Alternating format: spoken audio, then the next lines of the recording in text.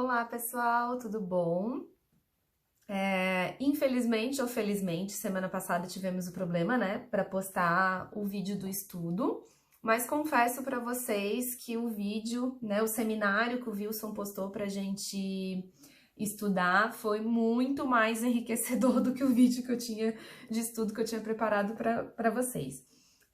Então hoje a gente vai dar uma recapitulada, né? Porque o seminário que o Wilson deu pra gente assistir semana passada foi muito enriquecedor e já trouxe várias partes que eu já iria comentar. Inclusive, né, fica ainda como sugestão os livros que eu citei na semana passada, que é um dos domínios da mediunidade, os mecanismos da mediunidade, e também o pensamento e vida, e alguns itens também do livro dos médiuns, né?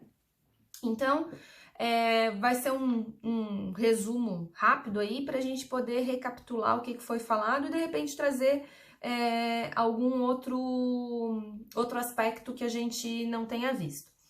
Então, falando um pouquinho sobre o pensamento, muito ainda se tem que pesquisar, a ciência ainda tem que evoluir muito para aí realmente trazer o significado para a ciência do que é pensamento, né? Mas muito já se sabe de que os pensamentos eles são capazes de alterar a nossa biologia, né? A nossa química e a física do nosso corpo. Já tem alguns estudos científicos trazendo esses aspectos, e aí eu vou sugerir para vocês, é um livro científico, né? Não é um livro espírita, mas para quem quiser aí saber um pouquinho do pensamento à luz da ciência, o livro A Biologia da Crença, do Bruce Lipton. E também vocês podem dar uma pesquisada numa pesquisa de um japonês, eu esqueci agora o nome dele, depois eu trago para vocês, que ele faz algumas pesquisas sobre a ação do pensamento sobre a água. É bem interessante porque a gente vai falar também sobre a fluidoterapia e vai ter tudo a ver com isso, né? Então vamos falar sobre o pensamento. O pensamento ele pode ser visto por duas ópticas, né? Ele pode ser visto pela ótica psicológica e pela ótica física. Pela ótica psicológica, o que é o pensamento? São fluxo de ideias, raciocínio, formação de imagens, né? E através desse prisma, o pensamento ele vai ser como se fosse uma extensão da nossa natureza íntima, né? Por exemplo, tô com raiva, os meus pensamentos vão ser de raiva, né? O meu sentimento é raiva, o pensamento vai ser condizente com aquilo que eu tenho sentido. Quando pensamos, né, saem de nós ondas pensamento. Na verdade, todo o pensamento ele é uma onda eletromagnética, e dependendo do seu teor, ela vai ter uma determinada frequência, né? Frequências mais baixas vão ser mais próximas do indivíduo, elas são mais densas, e frequências mais altas vão ter uma expansibilidade maior. E aí entra no assunto que a gente teve algumas semanas sobre o poder da oração, né? Sobre como funciona a oração. Tem tudo a ver com o tema de hoje, porque a oração nada mais é do que o pensamento, o sentimento, a vontade que a gente emana, né? Como a gente emite essas ondas eletromagnéticas, que são os pensamentos, nós vamos nos conectar com a mesma faixa vibratória daqueles que estão pensando igual a gente, que estão emitindo a mesma energia. Por isso, semelhante atrai semelhante ou se repelem. Tem um cientista que se chama David Hawkins. Ele fez algumas pesquisas no campo da ciência, da física, trazendo aí os sentimentos medidos em hertz. É muito interessante, e ele conseguiu comprovar que quando nós temos sentimentos ruins, nós vibramos num padrão vibratório mais baixo. E quando nós temos sentimentos ruins, bons, nós conseguimos vibrar numa faixa mais alta, conseguindo nos conectar com as esferas superiores, né? Então, com a espiritualidade benevolente. E aí, além das ondas pensamentos, a gente vai ter as formas pensamento. E o que são isso? São imagens que a gente vai criar na nossa mente, que adquirem como se fosse vida, dependendo da intensidade e da frequência da mentalização, tá? E aí, a gente também tem que falar que as imagens, elas vêm com significados, os sentimentos vão vir com imagens diferentes para cada pessoa, porque vai depender da natureza íntima daquela pessoa ou o que ela tem registrado lá no consciente dela ou no inconsciente dela. Vou dar um exemplo. Se eu falar aqui de um prato de comida específico, né? Enfim, feijão. Vai ter alguém que não vai gostar de feijão, que na hora vai pensar, né? Não vai ter um pensamento bom em relação ao feijão, porque ela não gosta de feijão. E do contrário, quem gosta vai pensar, nossa, que delícia! E aí vai instigar todos os nossos sentidos também. Os pensamentos, eles têm o poder de ativar os nossos sentidos, o tato, o olfato, né? A audição. Então, o que a gente vai ter lá no íntimo vai ser o estopim, né? A força motriz, vamos botar assim, dos nossos pensamentos. E aí, o pensamento pela ótica física, ela vai ser dividida em 3 forças. O corpúsculo mental, o sentimento e a vontade. E aí, como eu falei, né, o sentimento, pela ótica física, ela vai ser um fluido emanado, né? Então, cada pessoa que vai ter um sentimento em relação àquele pensamento, ela vai emanar como se fosse um raio de emoção. Isso aí, essa definição de raio de emoção ou raio de luz, se não me engano, vai estar lá no livro Evolução em 2 Mundos, do André Luiz, tá? E aí, dependendo do sentimento, ele vai ter uma trajetória diferente, vai ter uma massa diferente, né? Como eu falei, pensamentos com sentimentos mais baixos, mais ruins, eles vão ter uma massa diferente, eles vão ser mais densos, diferente daqueles sentimentos mais benevolentes, mais evoluídos, eles vão ser mais sutis, né? E vão tomar uma amplitude maior. E aí, eu quero ler para vocês 2 trechinhos aqui. Falando um pouquinho sobre a aura, tá? Que é esse... Bom, vou ler para vocês. O halo vital ou a aura de cada indivíduo está entrelaçado pelas correntes atômicas sutis do pensamentos próprios ou habituais, dentro das normas que correspondem a leis dos quanta de energia e aos princípios da mecânica ondulatória, que lhes imprimem frequências e cor próprias.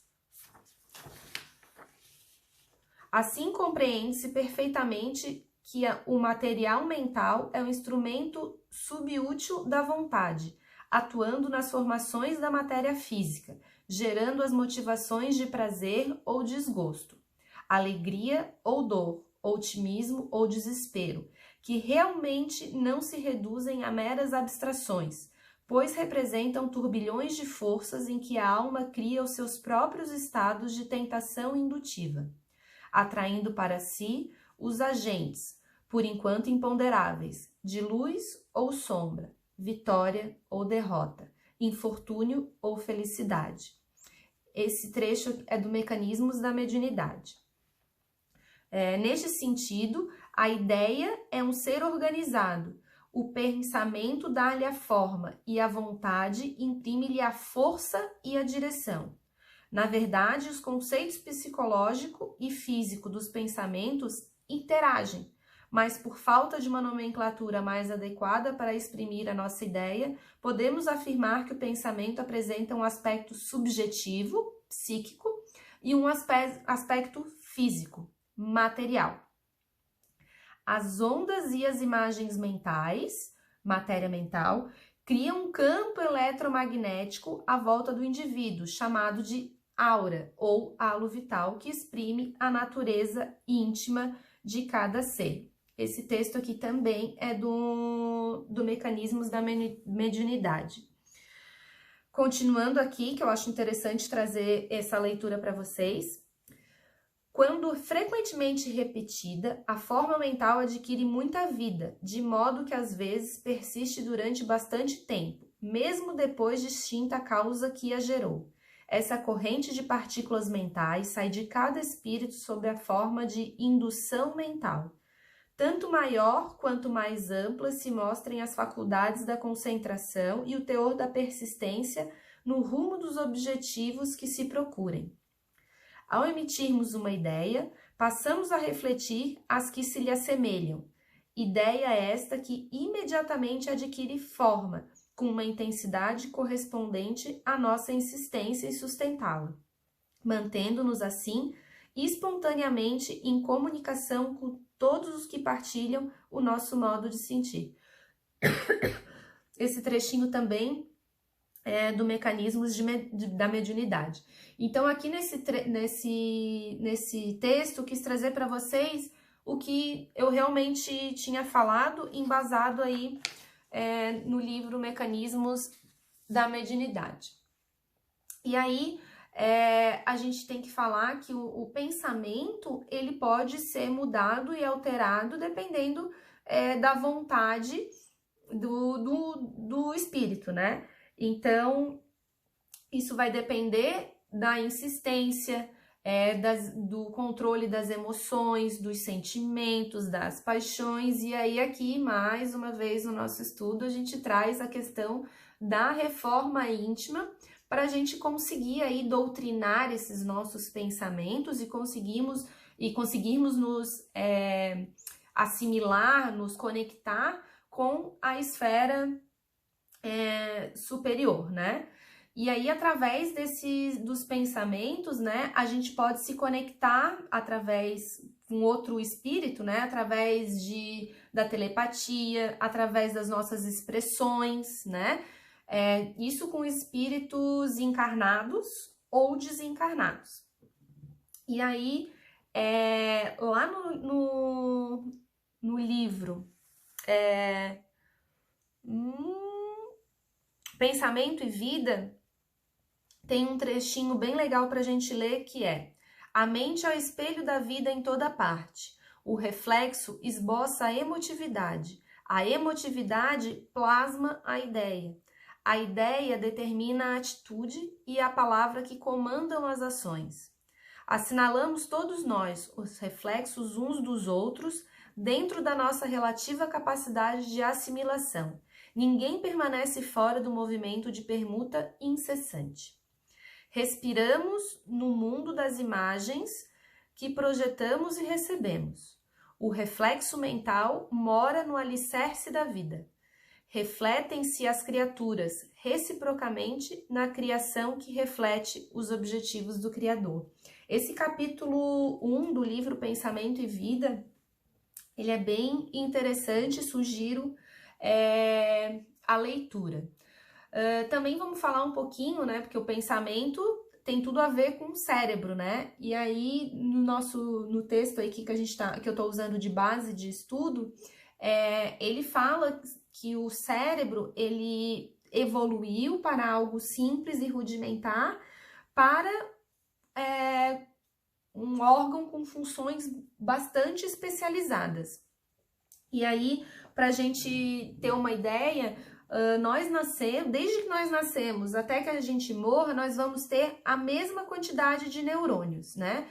O que vai diferenciar são a quantidade de sinapses, e as sinapses, elas vão sendo realizadas através do aprendizado, e isso não existe idade, né? Isso é treino, por isso que até mesmo um idoso, ele pode aprender e pode manter essas sinapses ativas, né? Porque é através das sinapses que a gente vai conseguir ter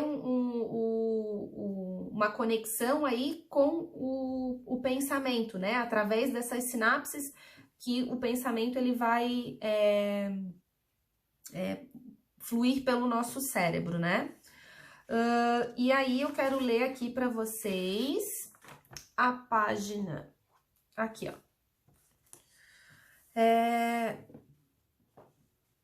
Nós espíritas sabemos a diferença entre um espírito encarnado e outro espírito desencarnado, e entre outras coisas, que o encarnado, por precisar atuar sobre a matéria densa, necessita do corpo físico.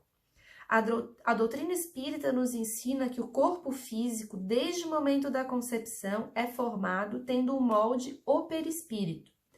Nosso corpo físico é uma cópia de nosso corpo perispiritual. Guardando certos limites, podemos afirmar que o cérebro humano é uma réplica do cérebro perispiritual e que este cérebro físico seria rudimentar quando comparado ao cérebro espiritual, pois nem todas as características são passadas ao corpo físico, mas apenas as possíveis e necessárias a cada reencarnação.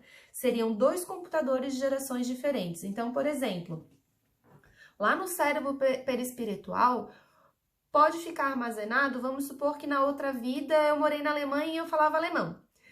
Esse meu conhecimento, ele vai ficar armazenado no cérebro espiritual, mas se eu nasci no Brasil, eu não preciso saber o alemão, né? Então, esse conhecimento, ele não vai ser acessado pelo meu cérebro físico nesse momento encarnada na Terra. Outro trechinho aqui para a gente ler. Quem realmente responde ao estímulo do meio é o espírito, e a resposta ganha o corpo físico através do perispírito. O espírito pensa e manda, o perispírito transmite e o corpo físico materialmente responde. No exemplo que citamos, o espírito, ao ouvir a mensagem ou a música, responde ao estímulo, após julgá-lo, utilizando-se de todo o seu patrimônio moral e intelectual, adquirindo em reencarnações sucessivas, explicando assim a resposta diferente de 2 espíritos ao mesmo estímulo. Ou seja, ocorre na matéria a exteriorização de tudo aquilo que existe no espírito como um todo. Albert Einstein afirmava que todos nós vivemos em um universo de energias, que a matéria é, na verdade, a apresentação momentânea da energia, como a água pode apresentar-se em seus 3 estados: sólido, líquido e gasoso. Eu acho legal trazer aqui a questão, né, do Albert Einstein afirmando que a gente se conecta total com a questão da do espiritismo, né, como ciência, né, trazendo aí conceitos muito parecidos com o que a ciência vem desvendando, né, que os cientistas vêm pesquisando. E aí, como eu falei da questão das ondas que a gente emite do nosso pensamento, a gente vai estar numa certa faixa vibratória, a gente, né, como eu falei antes, semelhante atrai semelhante, então pensamentos iguais vão atrair aqueles espíritos que estão na mesma faixa vibratória. E aí, através dessas ondas que a gente emana, os espíritos nos reconhecem. Até porque os espíritos, a linguagem do espírito não é linguagem falada, né? É a linguagem do pensamento, daquelas ondas eletromagnéticas que a gente emite. E através dessas ondas que os espíritos desencarnados conseguem saber o que estamos pensando, né? E aí, através dessa identificação do pensamento, os espíritos, eles podem agir sobre espíritos mais inferiores, né, que não tenham tanto conhecimento, fazendo com que essas formas, pensamentos, tornem vida e fazendo com que esse espírito ele se veja de uma forma de animal, que aí a gente vai entrar na questão da zoantropia.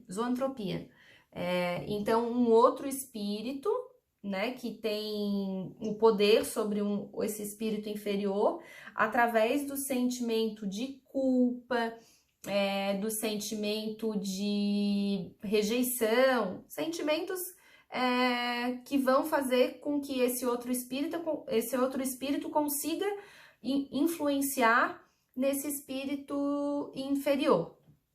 E aí a gente vai falar um pouquinho sobre os recursos das formas pensamentos, né?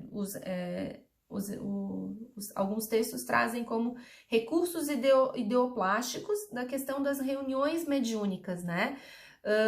Então a gente vai ter a ação dos espíritos durante reuniões mediúnicas através do pensamento. Então esses espíritos eles podem agir através de formas, pensamentos, de imagens que tragam, que consiga fazer com que esse espírito vá para uma faixa mais elevada, né? Então eles podem mostrar imagens de jardins, de fontes, templos, hospitais, escolas, aquilo que mais trouxer equilíbrio para esse espírito que tá precisando. Outro recurso também nas reuniões mediúnicas, a gente vai ter a fluidoterapia, né? Que a energia do pensamento, ela vai alterar através da vontade, né? E um propósito edificante, ela vai alterar essa matéria da água, fazendo com que a água seja como um medicamento, né? E aí eu quero ler aqui para vocês, a gente falou da fluidoterapia, né, que é a questão da água, né, e aí aquele estudo que eu trouxe para vocês eu esqueci o nome dele, mas eu vou quem quiser me manda mensagem que eu vou mandar para vocês, o nome dele tá na ponta da língua, mas não sai. A gente vai ter também o passe como um dos recursos numa reunião mediúnica, né? E aí vou trazer aqui do livro A Gênese, do capítulo 14, o item 20. Quando se diz que um médico cura seu paciente com boas palavras, estamos expondo uma verdade absoluta, pois o pensamento benfazejo traz consigo fluidos reparadores que atuam sobre o físico, tanto como sobre o mal. Revista Espírita, 1864, página 7. A fazer passes, o médium curador infiltra um fluido regenerador pela simples imposição das mãos, graças ao concurso dos espíritos. Mas esse concurso só é conhecido a fé sincera e pureza da intenção. E aí aqui eu trago, quando a gente, né, vai para os nossos encontros, a questão de nos conectarmos com a energia, né, com os espíritos superiores. E na reunião mediúnica também os trabalhadores, eles precisam se conectar, né, porque nós vamos ser um meio para influenciar um espírito encarnado ou desencarnado, né, pela a ajuda desses espíritos superiores. Por isso que é tão importante a oração, né? Os pensamentos bons, pensamentos benevolentes, porque a nossa sintonia também vai captar isso para poder passar para quem esteja precisando através do passe. O Divaldo tem uma palestra bem interessante sobre o passe, até uma palestra bem engraçada, né? O Divaldo ele é engraçado, ele gosta de levar bastante humor às palestras dele, e ele fala da questão das mãos, né, durante o passe. E não necessitamos de gestos, né, porque o passe, ele tem a ação através do pensamento. Nós não precisamos nem impor as mãos, né, e também não se faz necessário ter aquele momento de agora vamos receber o passe, né. Muita gente vai até a casa espírita, eu tô precisando de um passe. E, na verdade, o que ele precisa é da reforma íntima, do ensinamento moral que está lá dentro da casa espírita, né? Através das doutrinárias, das reuniões. A gente tem também, como um dos recursos, né, a questão da irradiação, que é a transmissão desses fluidos benevolentes à distância, né? Então, o indivíduo que ele vai receber esse passe à distância, ele precisa estar sintonizado, né, na mesma faixa vibratória para ele poder receber esses fluidos terapêuticos, senão ele não vai conseguir. Por isso, alguns de vocês já devem ter pedido irradiação, né? A gente pede que a pessoa que vai receber essa irradiação se prepare para receber, né? Tendo pensamentos bons, se sintonizando, indo para a mesma faixa de sintonia, pela mesma faixa vibratória que ele vai receber os fluidos benevolentes da casa espírita.